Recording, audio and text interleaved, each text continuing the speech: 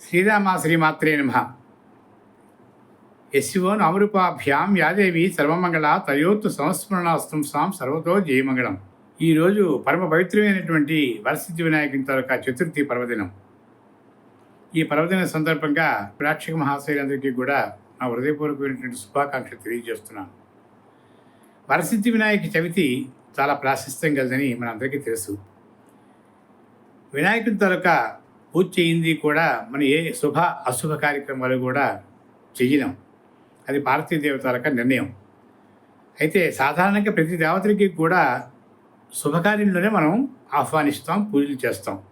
కానీ ఒక్క వరసిద్ధి వినాయకుడికి మాత్రమే అశుభ కార్యంలో కూడా చేసేటువంటి ఒక గొప్ప దైవం వినాయకుడు. కాబట్టి ఈ వినాయకుని తాలూకా చరిత్ర ఇతోధికంగా మనందరికీ తెలుసు. గ్రాంధికుల్లో చాలా ఇతిహాసాలు ఉన్నాయి. ఆ ఇతిహాసంలో ఒక చిన్న ఉదాహరణగా పార్వతీదేవి అభ్యంగన స్నానం చేస్తూ తన శరీర భాగాలన్నింటినీ కూడా నలుగు పెట్టుకుంటున్న సమయంలో అన్ని భాగాలు కూడా ఆ కింద పడ్డాయని, వాటితో ఒక బొమ్మగా తయారు చేసిందని, ఆ బొమ్మకి బ్రహ్మదేవుని పిలిపించి ప్రాణం పోసిందని, తర్వాత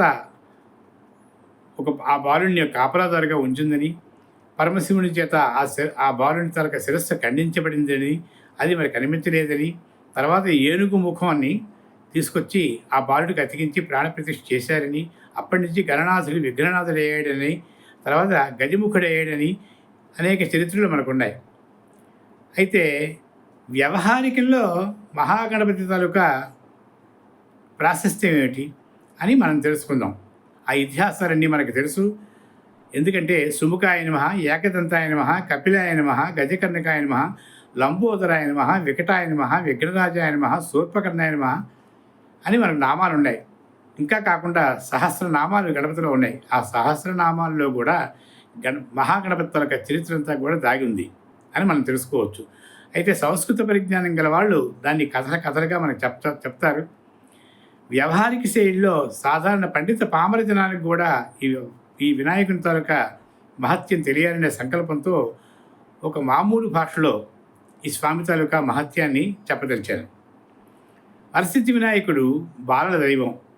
చిన్నపిల్లలకి ఈ వినాయకుని తాలూకా పూజ 10 సంవత్సరాల నుంచి కూడా 10 సంవత్సరాల వయస్సు గల పిల్లల చేత చేయించినట్లయితే విద్యాబుద్ధులు అబ్బుతాయి, మంచి జ్ఞానాన్ని పొందగలుగుతారు.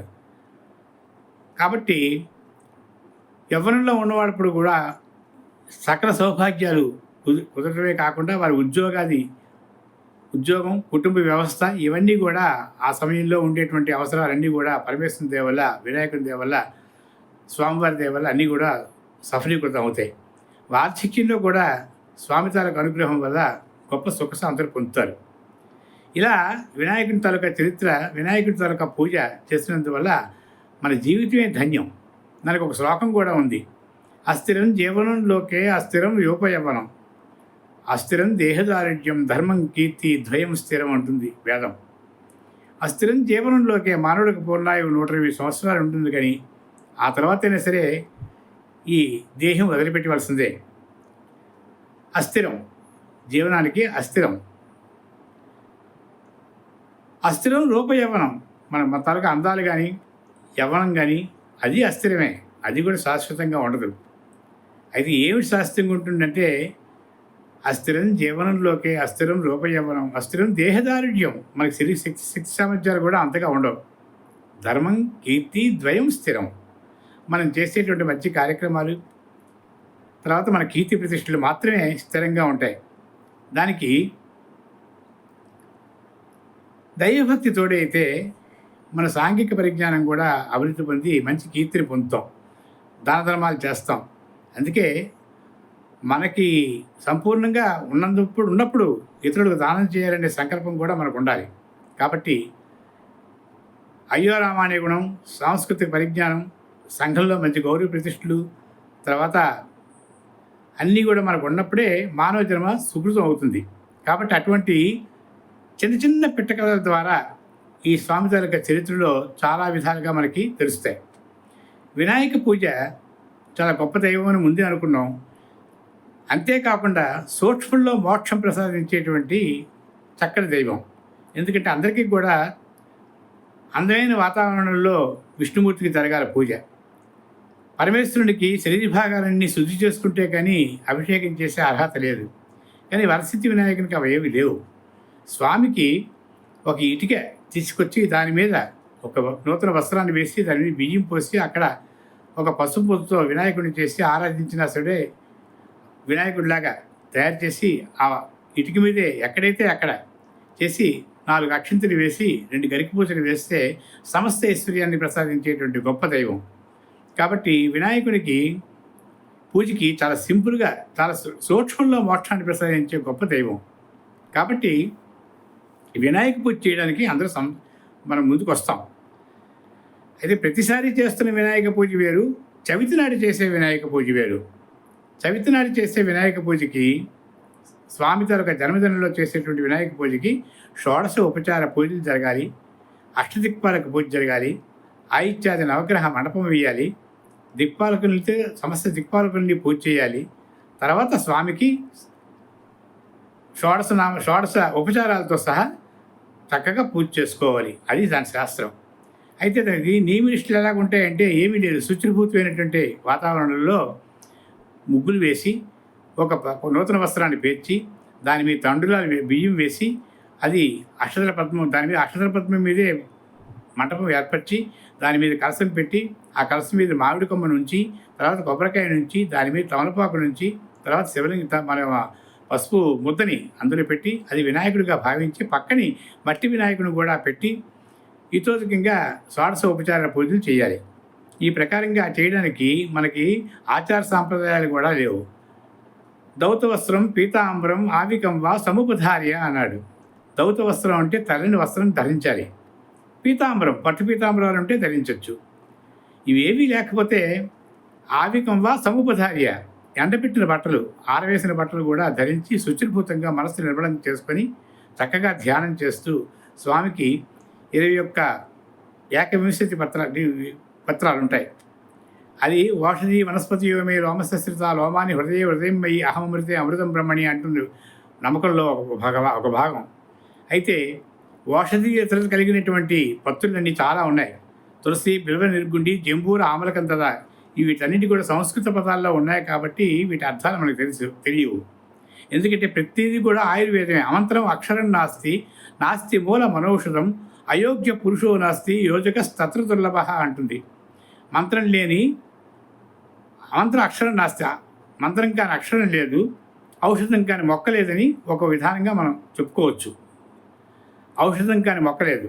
అందుకే 21 ఔషధాలు కలిగినటువంటి అక్క, చంపక, పున్నాక, నందియా, వర్తంచ పాటలం, బృహతి, కరవీరాని, ద్రోణ పుష్పాన్ని చాచే పువ్వులు అక్క, చంపక, పున్నాగ ఈ పువ్వులు, తులసి, బిల్వ నిర్గుండి, జంబూర, ఆమలకం. ఆమలకం అంటే ఉసిరిక పత్రి, జంబూర అంటే నేరేడు పత్రి, మారేడు పత్రి, తులసి పత్రి, గరికి ఇవన్నీ కూడా శ్రేష్టమైనటువంటి అవి 21గా మనం పత్రులను సేకరించి తర్వాత వెలగపండ్లు, మరి 21 నవకాయ పిండి వంటలు, 9 రకాల పిండి వంటలు, దధి మధు ఘృత క్షీరపాని యుక్తం భక్ష్యాన్ భోజ్యస్ లేహ్యం చోష్యం దధి మధు ఘృత క్షీరపాని. అంటే మహాభోగం అంటే ఏంటంటే మనం కొరికేవి, చప్పరించేవి, తర్వాత జుర్రుకునేవి అని భక్ష్యాన్ మెత్తటివి, గట్టివి ఇలాంటివి మన పిండి వంటల్లో ఉంటాయి.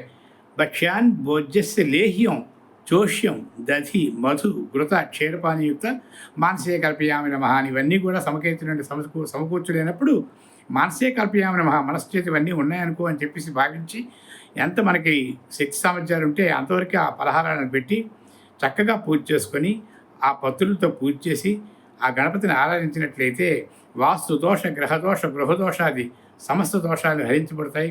తర్వాత ఇంట్లో ఎవరికైనా అనారోగ్య సూచనలు ఉన్నట్టయితే వాటిని నివారించబడతాయి. పిల్లలకు విద్యాబుద్ధులు కలుగుతాయి. తర్వాత ఎన్నో రకాలుగా ఈతి బాధలతో పడుతున్న వాళ్ళకి అవి సమసిపోతాయి. రుణబాధలు ఉన్న వారికి రుణబాధలు తీరుతాయి. సకల ఐశ్వర్యకారకుడైనటువంటి సిద్ధి వినాయకుని తాలూకా చవితి నాడు ఇతోధికంగా ఎవరైతే మనస్ఫూర్తిగా స్వామివారికి కొంత సమయం కేటాయించి పూజ చేస్తారో వారందరికీ కూడా సకల శుభాలు కలుగుతాయని చెప్పేసి మనకి శాస్త్రం చెబుతుంది. కాబట్టి ఇంత పవిత్రమైన రోజున మనం ఏమీ చేయలేదు, ఈ రోజున మనం మనకి శక్తి సామర్థ్యాలు లేవు, అంత పూజ చేయడం మనకి సంకల్పం మనకి ఏం లేదని అనుకోవద్దు. ఎంత ఉంటే అంతే, ఏ సమయం ఎంత సమయం ఉంటే అంత సమయమే, ఎంత డబ్బులు ఉంటే అంత డబ్బులతోనే స్వామివారి పూజ చేసుకోవచ్చు. మన కుటుంబంలో ఆవు నెయ్యితో దీపం పెట్టాలన్నప్పుడు నూనెనే పెట్టచ్చు. ఈ ప్రకారంగా స్వామివారికి దీపారాధన ముఖ్యం. కాబట్టి దీపారాధన చేసి చక్కగా మనసు నిర్మలంగా మనసు కూర్చొని ఏ వచ్చితే ఆ శ్లోకాలు చదువుకొని, లేకపోతే పుస్తక పఠనం చేసి, లేకపోతే ఏమీ లేకుండా మౌనం, అర్చనం, దాస్యం, వందనం, పాదసేవని ఇవి నవవిధ భక్తులు ఉన్నాయి. మనం ఏమీ లేకపోతే మనస్సుతో స్వామి నీకు నమస్కరిస్తున్నాను అని చెప్పేసి నమస్కారం చేసినా చాలు. గొప్ప ఐశ్వర్యాన్ని ప్రసాదించే గొప్ప దైవం వినాయక చవితి. ఈ పర్వదినంలో అందరం కూడా ఈ స్వామికి చక్కగా ఈ రోజున ఈ వినాయక చవితి సందర్భంగా స్వామివారికి హితోదకంగా పూజలు చేసి సమస్తమైనటువంటి లోకా సమస్త సుఖినో భవంతు, లోకం బాగుంటే మనం బాగుంటాం, ఇతరులు బాగుంటే మనం బాగుంటాం. కాబట్టి అందరి క్షేమాన్ని కోరదాం, లోకక్షేమం కోరదాం, సస్యశ్యామ పర్యావరణాన్ని మనం కాపాడుకుందాం. సమస్తమైనటువంటి సుభిక్షంలో మనకి స్వామి ప్రసాదించాలని చెప్పి, సుభిక్షమైనటువంటి వాతావరణాన్ని ప్రసాదించాలని చెప్పి స్వామిని కోరుకుందాం. దుర్భిక్షాన్ని అంతం చేయమని చెప్పి ప్రార్థిద్దాం. ఈ పవిత్రమైనటువంటి దినంలో మనందరం కూడా ఏకాగ్రతగా చక్కగా ఈ వినాయక పూజ చేసుకుని స్వామిని స్మరిద్దాం, తరిద్దాం. అందరికీ నమస్కారం. ఈ వినాయక చవితి తాలూకు విశేషాలు ఇంకా చాలా ఉంటాయి. కాబట్టి ఈ సంక్షిప్తంగా మాత్రమే మనం చేయాలని ప్రోత్సహించడం కోసం ఈ 4 మాటలు చెప్పడం జరిగింది ఈ ఛానల్ ద్వారా. అందరం కూడా స్వామి తాలూకు అనుగ్రహాన్ని పొంది సకల శుభాలు పొంది ఆయురారోగ్య భాగ్యాలు పొందుతాం. సర్వేజనా సుఖినో భవంతు. సన్మంగళ.